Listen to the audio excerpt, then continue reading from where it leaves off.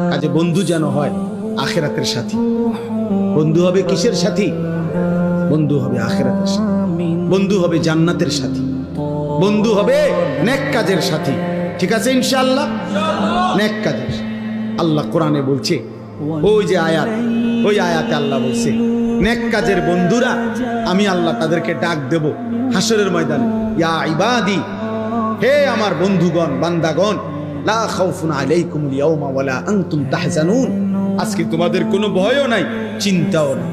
এরপরে আল্লাহ বলবে উদখুলুল জান্নাতা আনতুম ওয়া আজওয়াজুকুম তুহবারুন। বাহ!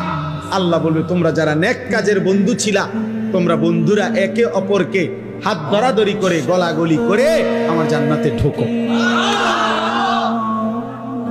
খোদার কসম, এটা কোরআন শরীফ। হ্যাঁ, এমন কি এই আয়াতের তাফসিরে আছে যে স্বামী স্ত্রী তারাও মূলত বন্ধু। যদি তারা একজন আরেকজনকে নেক কাজের সহযোগিতা করত, স্বামী স্ত্রীকে নামাজের জন্য উঠাইছে, স্ত্রী স্বামীকে নামাজের জন্য উঠাইছে, স্বামী স্ত্রীকে নেক কাজের দিকে ডাকছে, স্ত্রী স্বামীকে নেক কাজের দিকে ডাকছে, এরাও বন্ধু। আল্লাহ তাআলা বলবেন এই স্বামী স্ত্রী তোমরাও খুশি খুশি গলাগলি করে হাত ধরাধরি করে তোমরা জান্নাতে ঢুকো।